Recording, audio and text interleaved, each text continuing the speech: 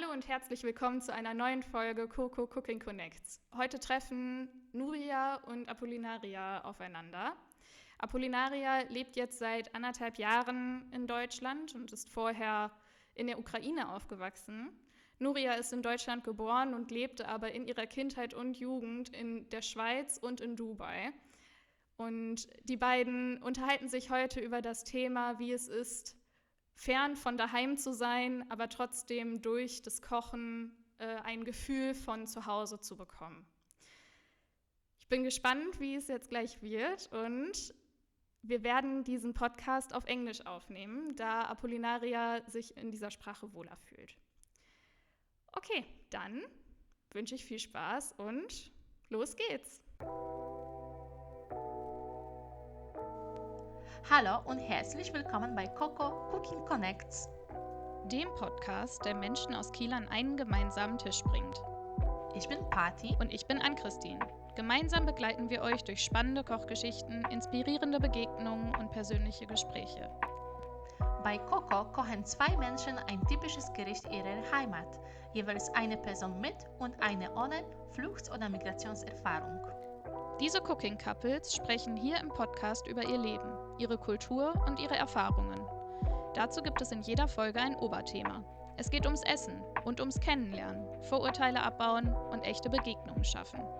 Denn wir glauben, Kochen verbindet. Es schafft Raum für Austausch, Neugier und Verständnis. CoCo ist ein Projekt von kulturgrenzenlos e.V., einem Kieler Verein, der seit 2015 Begegnungen fördert. Mit CoCo laden wir euch ein, Teil dieser offenen, vielfältigen Community in Kiel zu sein. Bei uns geht es um echte Verbindungen. Gefördert wird das Projekt vom BAMF, dem Bundesministerium für Migration und Flüchtlinge. Also, Schürze an, Ohren auf und herzlich willkommen bei CoCo-Cooking Connects. Hello, my name is Nuria. I'm 19 years old and I recently moved to Kiel to study medicine at the CAU. I lived in Frankfurt before, but as you heard in the introduction, I moved around a little bit. So I've never really had a specific home, I would say. But now I'm here in Kiel and I really like it. And I'm glad to be in this podcast.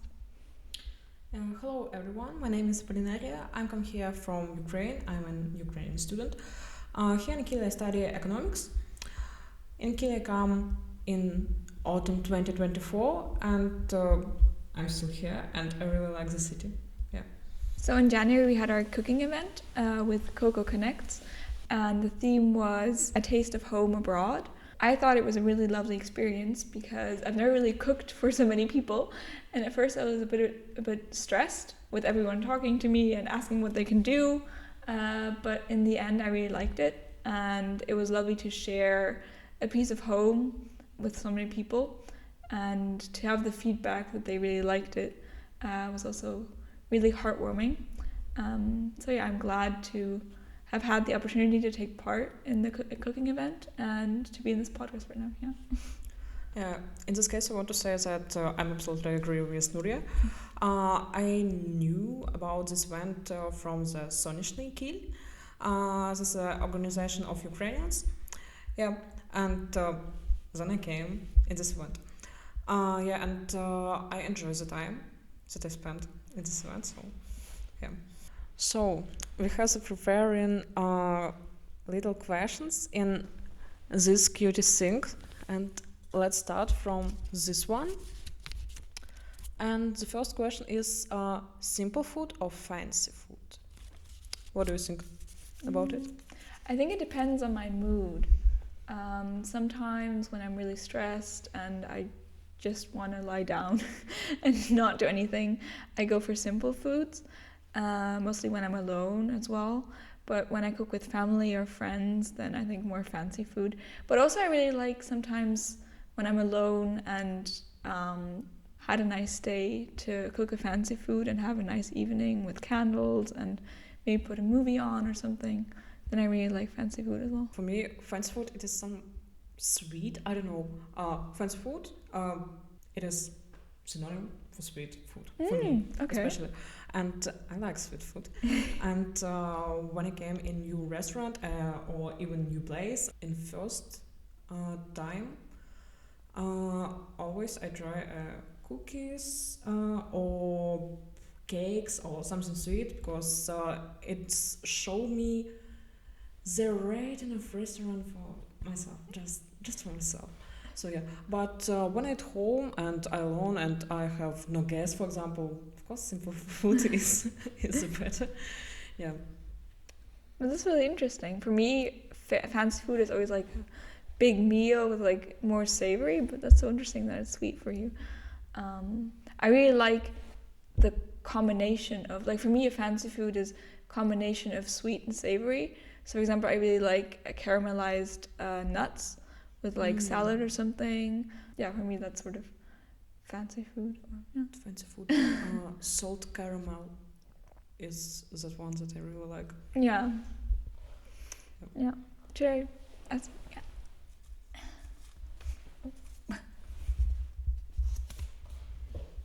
Following a recipe or improvising?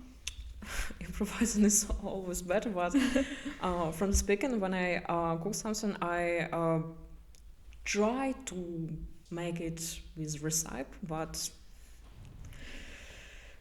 I every time do something wrong, and then I just improvise, and even if I start with a recipe, I just end it with improvising. So that's the exact same for me. I always look at Instagram or something for like really fancy recipes, and then I try them, and then something goes wrong, or I want to add more spices or whatever, and then I just end up mixing everything together and hope that it tastes well.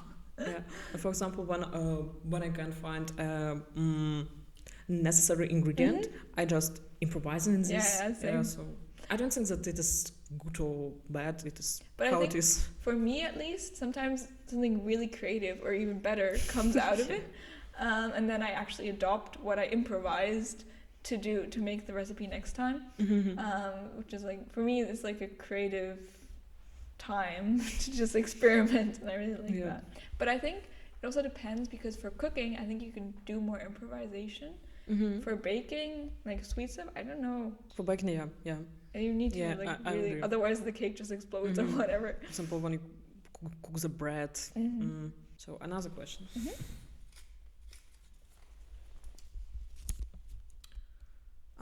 Sweet treats or savory dishes? Connecting to our theme, most of my like go-to home foods are more sweet, because, for example, I love to make apple cake, I guess, which is like traditional German, and that's sweet. And then I have like this very old cookbook from my family, and they're mostly sweet things, because my mom also loves to bake. But then when I try other foods from like other countries, it's mostly savory, like Asian. I don't really like Asian sweets. And then Indian, it's also savory. And like from Dubai, I couldn't tell you a sweet that I like from Dubai. It's mostly only savory things. So cooking for yourself or cooking for others? Cooking for others, because when cooking for yourself, I don't mind what to eat, because I can make one sandwich in breakfast, and it's fine. It's fine for all day. But when I cook for other, for example, borscht, when we have the event in January, I take a part of my soul to this dish, and I did it every time when I prepare the cooking for us. I think for me, I'm always scared that I cook something and mix something together that other people don't like. Or, for example, I like very salty food, but then some people don't like it as salty, and then I'm scared that they don't like it at all. So I think it's better for my nerves to cook for myself, but I like cooking for others and then enjoying the time together, and hopefully having the feedback that they like it as well. And to prepare something with other people, for example, I with my family have a little bit tradition. In every Sunday we sit in big table and make the traditional Ukrainian dish. It's named vareniki. It is dumplings with potato. Yeah, and we just hear the radio, talk about how we spent our day and about our plans, and just spend time together. And it is not about family. It is just cooking with other is really great. I think it connects as well. I really like now I have friends from the university and we love cooking together as well, and then like we have a nice evening and it just like it bonds. So it's a really nice way to spend time together. It's like therapy in some kind. Yeah, to like wind down and Yeah. Another question.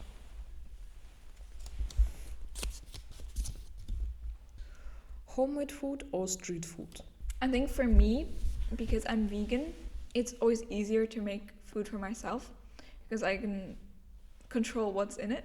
Yeah. And then street food especially is mostly difficult with being vegan. Depends on the country as well. But so I think my go-to is always cooking for myself or like cooking at home. But I love to try other foods as well. And sometimes I'm sad that I can't because it's not vegan. I love to try other food, but when I have the chance, I cook for myself so that I know what's in it. Yeah, I like to cook by myself too because I can make what I want, and no one know better what I want than me. Yeah, but street food it is also cool because, for example, you go on the street and you're hungry and you can just go buy pommes. If I'm not mistaken. Yeah. And especially in Kiel, I really like the fish broth with salmon and onion. Yeah, I really enjoy it. And I like it, yeah. But self-made food is better. Rice or pasta? Frankly speaking, I don't like each of these. Yeah, for example, rice in sushi, it is okay, but rice, just rice. Eat rice. No, absolutely no.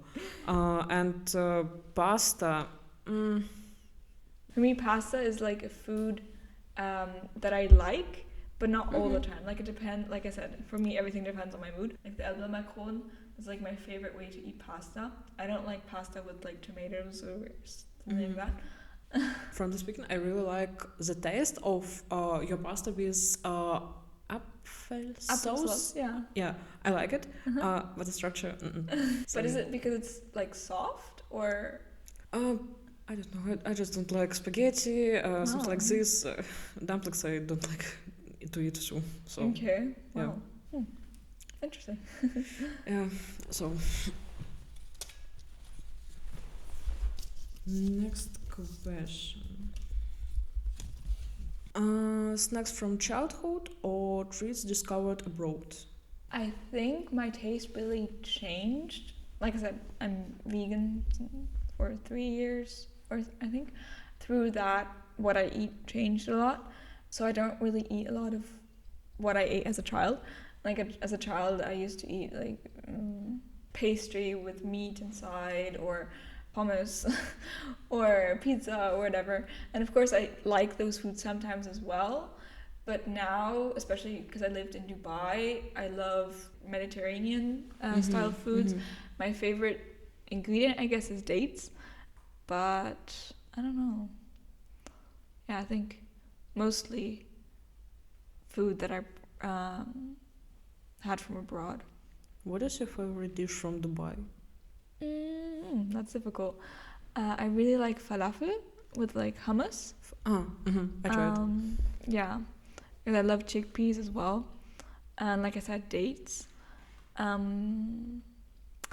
there's also, I don't know if it's traditional Arabian, but we had this lovely restaurant in the desert where you could enjoy the sunset as well. And there they had this pastry filled with like herbs, and I don't know exactly what was in it, but it was really tasty and I really loved that as well. But I think if I had to choose, it would be falafel with hummus. My taste from childhood till now is changed too, because in childhood I live in Ukraine and now I live in Germany, and a lot of products isn't available in Germany because of people's tastes of food. Yeah. For example, in Ukraine, my favorite dish was salo. It is specially prepared animal fat. We eat it with black bread. Is it right? Garlic and spices. Yeah, and it was so delicious. And here I can't find this type of salo now. But yeah, here I noticed that I start to like more sweet food. Like I told before, that in restaurant I try every sweets. So it's changed. Yeah, for me it's also interesting because I noticed that I combine foods that I like from childhood with new foods that I discovered. For example, I have this really crazy bowl where I basically put everything in that I love. So dates are definitely in it. Sometimes falafel as well, or tofu from Dubai. But then also Brussels sprouts, which are like more German. And this like mayonnaise, I guess, which is like more German, but then I put Asian sriracha in it. It's like more spicy. And then it's a completely wild mix, but I love it. And sometimes I put rice into it. So it's like really crazy mix. And I think that's interesting to just mix, like have a fusion kitchen of your own. Like you always see these fancy fusion restaurants, but then I just make my own. So yeah. So you live in Dubai, or do you like to live it? Because it is, for me, it sounds really interesting. I think in a way it was a real privilege because, I mean, you don't, most people don't get a chance to see so much of the world in their childhood. So especially now when I look back, I think that my personality and the way I approach other people really changed through the experience, because as a child I was really shy. You couldn't get me out of the corner, but now I'm doing things like this podcast and talking to people and looking around at what I can do, how I can get engaged, and I just developed a more international mindset, I guess. But in another way, it was also a really difficult time because, like I said, I lived in Switzerland until I was 9. Well, I became 9 when I moved to Dubai. And then I came from a really small school with like, I don't know, 100 people maximum to 3,000 people in a huge school with no English at all. And then it was really difficult to sort of acclimatize and... In which language you converse with other people? Sign language mostly, because I had, because we had to learn Arabic as well, and then whenever the other students had Arabic, I had English, so I had to I learned English in half a year, I guess, and then the lessons were also in English, so I had to sort of learn, and then I always tried to catch up at home. And I had a friend who knew a little bit of German. It was a really difficult time, language-wise, and also getting to know this other culture. And but I think after all, it was a really great experience because, like I said, I got to know so many people. I have friends from all over the world now, in Sweden, in Asia, in America, and France. So it's a really great experience. But yeah, also Dubai is not really childhood friendly, I guess, because you're so dependent on your parents. There's no public transport. But yeah, it was a curse and a blessing at the same time. But looking back, I'm really glad that I had the experience. But I have to say that now, whenever I come back to Dubai, it doesn't feel as much as home as when I come back to Switzerland, because Switzerland is sort of like the place I feel at home, which is also why I cooked the Elbler Macaron at the event, because it's where I feel my heart belongs. Yeah. But how is it with you? Where do you feel at home? In Ukraine, I feel like at home because,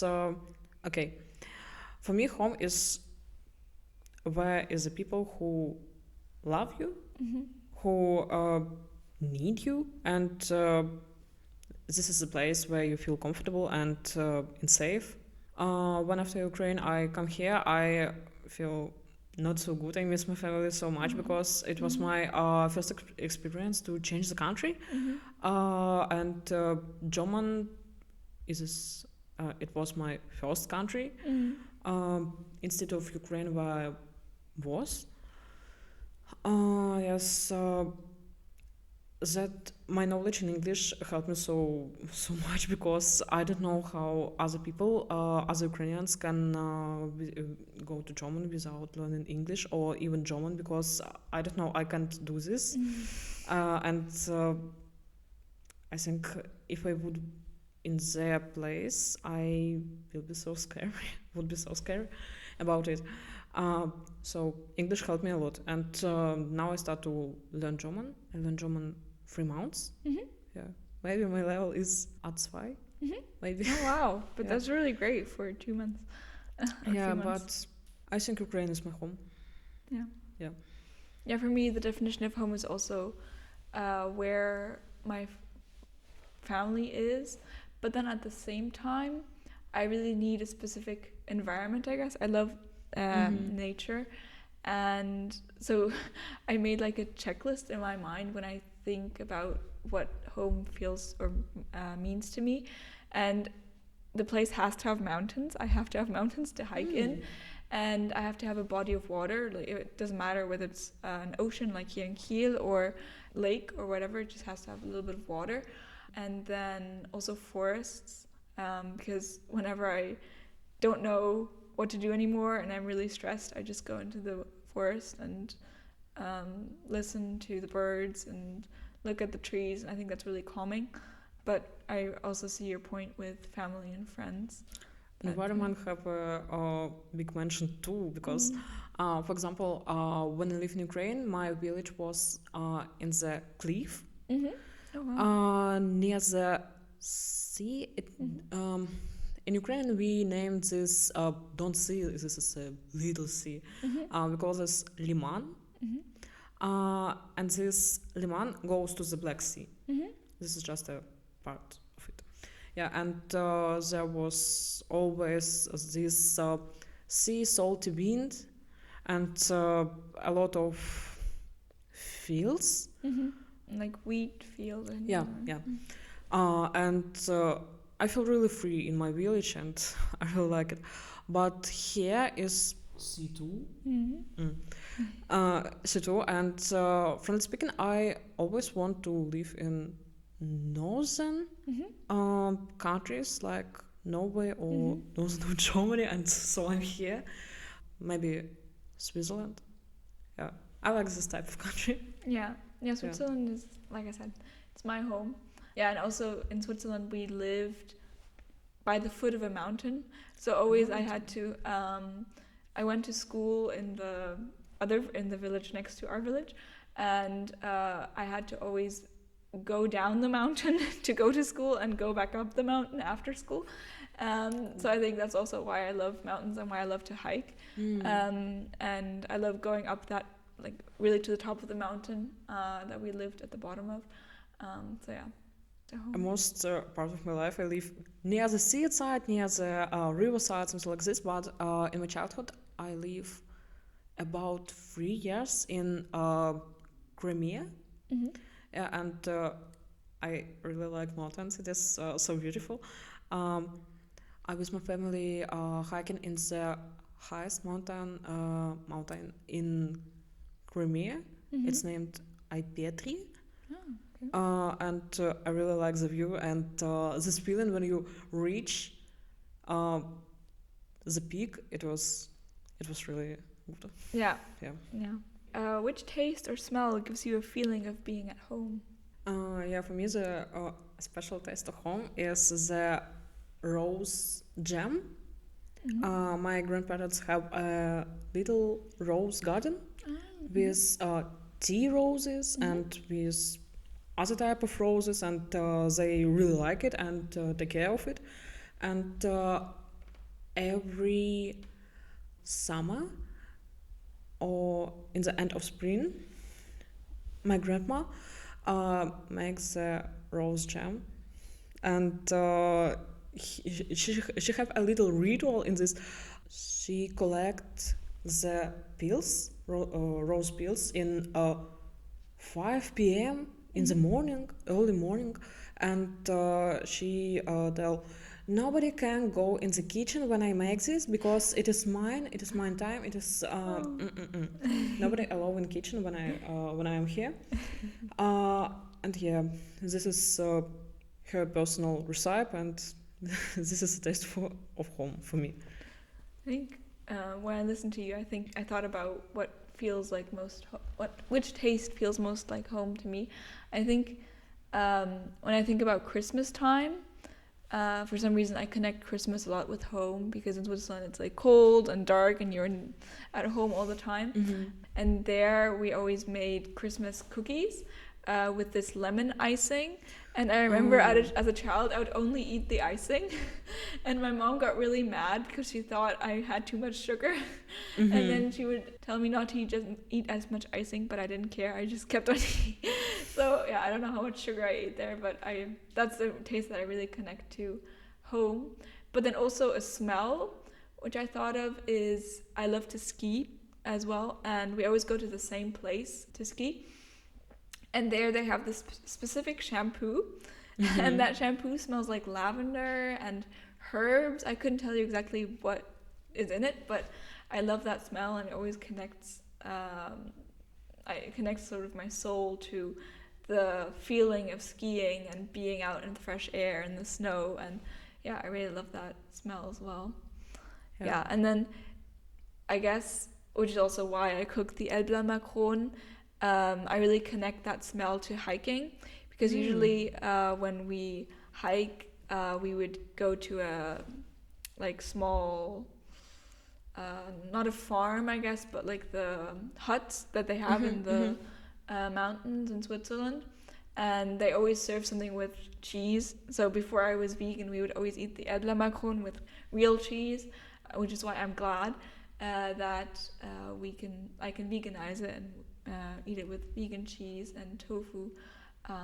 So yeah, that's a taste that I really connect to Switzerland. So you cooked borscht and I cooked Erdbeermakronen at the event. Yeah. And do you have any specific rituals connected with the preparation, and how did you prepare it? And in my family, when somebody cook and just because everybody said that when you cook something, give the dish part of your soul. Mm-hmm. I don't like how it sounds, but it's mean don't be angry when you cook, don't bark with other people when you cook, just relax and be in the moment when you cook. Just relax the moment. I think this is one special thing in preparing all dishes, not even borscht. But if talk about ingredients, beetroot and potato, it is really so important in borscht. Yeah. And something sour, it is important too. Yeah, you had the cabbage, right? And the beans. Yeah. It was so tasty. I loved it. Yeah. And what is important part of your dish? Well, to be honest, it's just cooking the potatoes and the pasta. And then the important thing is that you have to, well, especially because we cooked for so many people, you have to stir it a lot, because otherwise it burns at the bottom. And also adding the cheese in the right moment so that it melts enough, but the potatoes and pasta don't overcook. And then the most important ingredients, which I think, is the applesauce, because it adds like I said, I love sweet and savory together, and it adds like a sweet side to the savory, and then also the crunchy part of the onions. Yeah, like the baked onions, I think it is. Yeah. A lot of my Ukrainian friends, this was the people who come with me. This is my classmates from German courses, and all of them really like this onion. The onion. Yeah. A lot of them ask me to ask you where you buy it because they really like it. Yeah. Yeah, I think that's like the combination of the soft, of which you don't like, of the pasta, and the creamy. The taste of pasta was really well. And the creamy part of the sauce, and then the applesauce with this sweet, and the crunchy of the onion, just perfect combination, I think. Yeah, and in terms of rituals, like I said, we mostly eat it when hiking. And I also really agree with the connection of your soul and the process of cooking. It's also my me time. I like to, because I'm still living at home, and I like to just chase my family out of the kitchen and cook for myself, like cook for them as well, but cook alone. And then I listen to music or listen to a podcast or whatever, and it's like this moment to calm down. And I'm trying at the moment, sort of my New Year's resolution, to be more in the moment. And I think cooking is a really nice way to do that. Yeah, cooking is a type of meditation. Yeah. Yeah. But what I also wanted to ask, is there like a history to borscht, or? Yeah, the borscht have an history. First of all, borscht is the water with potato and with sour herbs. First time this is all. But after foreigners come to Ukraine and take the beetroots, Ukrainian add the beetroots in the borscht, and they say that, oh my god, this is really good, much more better. And borscht haven't the one canon recipe, because every family in Ukraine have their own recipe of their own borscht. Somebody add honey to borscht, somebody add fish, somebody add I don't know, beans. Like me. Yeah, this is because a lot of ingredients come to Ukraine later than the canonic first borscht was. Yeah, that's a good point, because I talked to a friend that I know from Dubai who is Russian, and she doesn't know it with beans, and she doesn't put beetroot in it as well, just the cabbage, and so it's really interesting how there are so many different ways to prepare. For the Elblamakrone, it's always the same, but it's a similar history. The Swiss farmers in the mountains obviously didn't have as much capacity to store so many ingredients, so they had potatoes a lot and milk from their cows. And then the pasta was actually brought by Italian workers when they built this, it was called the Gotthardtunnel, like a tunnel through the mountains. And when they built that, they had Italian workers who brought the pasta, and then they sort of mixed the potatoes and the pasta and the cheese together, sort of like I do when I try to improvise. And they created Elblamakrone, and it's a really nutritious dish with a few ingredients and easy to cook. So that's sort of how it came to be. Yeah, and I'm really glad that they invented it. And this event in January, I don't know, I really like to be in this event to taste your dish. It was really interesting experience, and to share my family recipe of borscht for other people. And it was a really lovely experience. I'm so glad that, because I was scared at first because I veganized the recipe, and some people don't like vegan food, or but I'm so glad that the community was so open to sharing and tasting and also helping so much. It was so nice that everyone cooked together and sort of chopped the vegetables, and it was so nice. So I'm really glad that kulturgrenzenlos is offering this experience to bring people together, and I hope that we can see more people coming to the event soon. Yeah, in the other events. Yeah. Really nice. So thank you for having us, for hosting us, and for listening to our conversation. And we hope to see you soon. See you soon.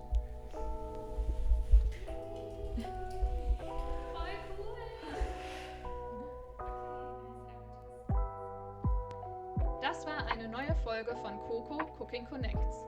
Schön, dass ihr dabei wart. Wir hoffen, ihr nehmt nicht nur Appetit mit, sondern auch neue Perspektiven und Geschichten. Ihr wollt selbst Teil von CoCo werden? Vielleicht mal als Cooking Couple mitkochen oder einfach bei einem unserer Events dabei sein oder uns bei der Podcast-Aufnahme unterstützen? Dann schaut unbedingt auf unsere Website oder unseren Social-Media-Kanälen vorbei. Dort findet ihr alle Infos zu unseren nächsten Cooking-Events und wie ihr mitmachen könnt. Alle Infos findet ihr in den Shownotes. CoCo ist eine Produktion von Kulturgrenzenlos e.V. in Zusammenarbeit mit dem BAMF. Ob ZuhörerInnen, Köchin oder einfach nur neugierig, bei CoCo ist Platz für alle. Danke fürs Zuhören, Und bis zum nächsten Mal bei CoCo-Cooking Connects. dem Podcast, der Menschen an einen Tisch bringt.